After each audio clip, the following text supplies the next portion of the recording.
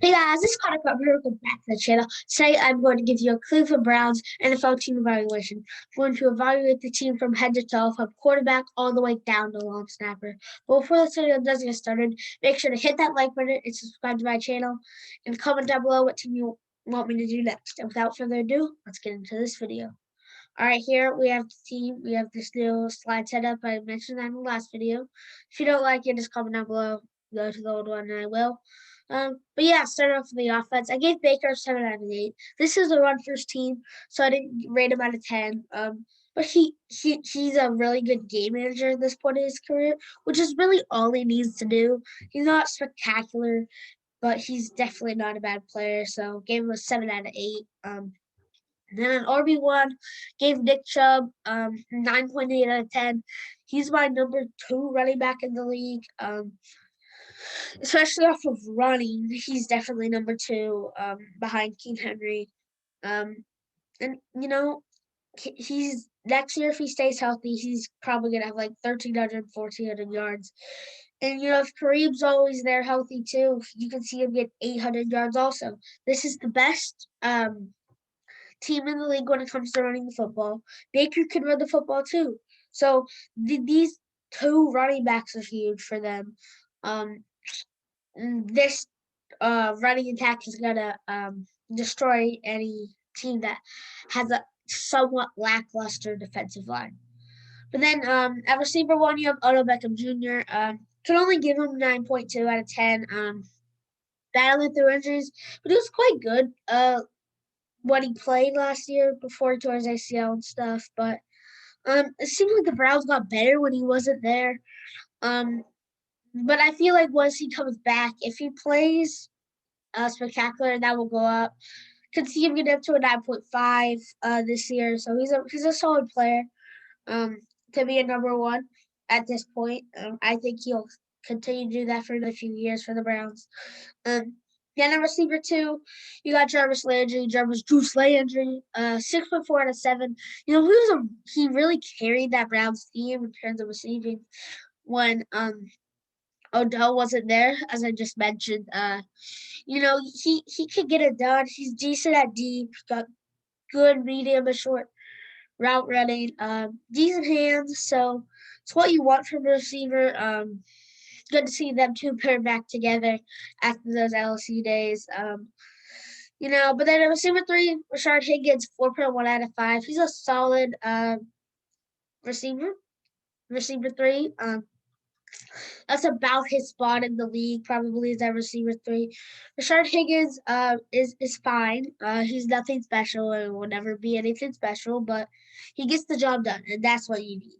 Then at tight end, you have Austin Hooper, who had a down year, who was good with the Falcons, had a down year last year.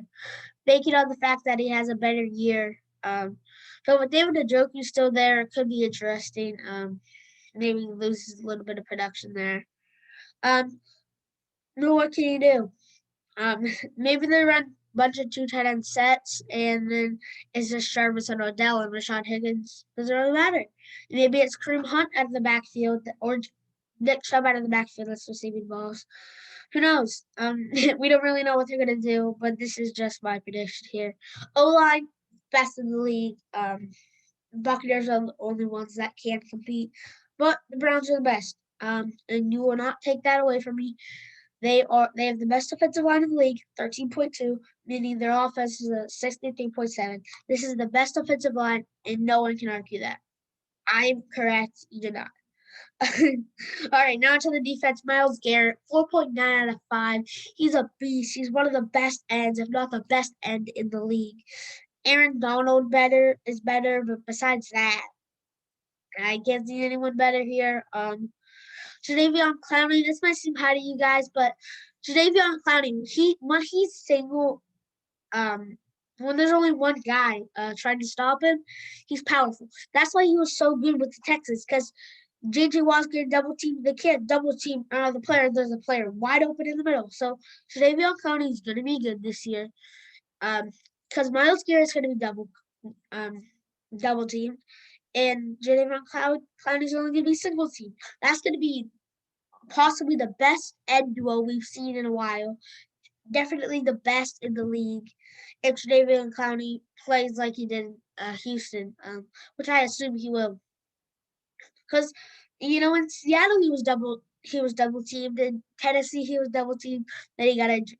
When he's single teamed, he's going to be a lot better. Um, Defensive tackle Andrew Billings and Malik Jackson are fine. Andrew Billings carries that a little bit up. Malik Jackson isn't amazing by any means. Gets the job done, like Rashard Higgins. Andrew Billings is a little bit better than average, so can't be upset there as a Browns fan. Um, they drafted well. Maybe they could have got Christian Barmore, but um, or if they kept Sheldon Jenkins instead of signing Jadavion Clowney, who knows? But it was a it was a need, and they fixed the need, and they saved a little bit of money. So can't really blame them there. Then middle linebacker Anthony Walker's good. Some people say he isn't, but I feel like he's gonna play well. Not the best linebacker in this group because I'm gonna give that to the inside linebacker Jeremiah Owusu-Koramoah. He fell to the Browns' lap like this draft was scripted or something. A heart condition that he was cleared from and teams had drafted makes no sense. I was really hoping he'd fall to the Seahawks, although linebacker is not our biggest need. Um, I just really wanted him, so I would have been happy if he fell to the Seahawks, but he didn't. We probably wouldn't have drafted him anyway, but whatever. um, then as sub linebacker, you have Sion Taki, and yeah, he's not great. He had high expectations coming to the league, and he did not live up to them. And now he's a starter on the Browns. And the Browns are like the only team that could really house players like that, I guess. Still, at least not as many as it used to be. But then at CB1, you have Denzel Ward, who's one of the better corners in the league. They drafted number 4 overall, top 5 corners. I'm not a big fan of. Don't think he should have been top 5 overall, but I would have taken him 10th, 9th, or 10th in the draft. That's about the earliest I'd ever want to take a corner, and I'd take him there. He's a really good corner, and I think the Browns hit on that pick. Maybe they could have gone other places, but I think that was a good pick for them. In the CB2, Troy Hill was a monster. He was really good as that second quarter role. And at the Rams in Los Angeles, and he was one of the big reasons why that secondary was the best in the league. And the Browns just got half of that secondary. They have John Johnson, too, who safety one, gave him an 8.9. Conceded a 9.2, 9.3. Troy Hill up to could possibly just 7.2, possibly. That's going to be hard, but he's one of the best second quarters in the league. John Johnson is probably he's a top 8 safety in the league. Can say that. Ronnie Harris is not as good, but that doesn't matter because you have half of the Rams secondary from last year that was number 1 in the league. So you have to be happy about that as a Browns fan. And you had Denzel Ward on top of it. That's a top 3 safety this year, no doubt. Then that D line's really good. That D line's gonna impress some people. The only weak side of this team really is the linebacking core, with Anthony Walker not being outstanding. But Jeremiah Cormoa really holds that up, and Sion Taki ain't great. But yeah, 61.9 offense there. Defense, my bad. It's a really good team. Offense, defense. We have the special teams first. Before you can mock me for how high I have the Browns. um, so kicker Cody Parkey, yeah, he's terrible, but I gave him just below average because why not? Because I mean, he is below average, but he can make short kicks, so we'll take that, I guess. But they have one of the best punters in the league, and Jamie Gillan. He's a really good punter. Nothing really else to say. We're the highest average yards per punt.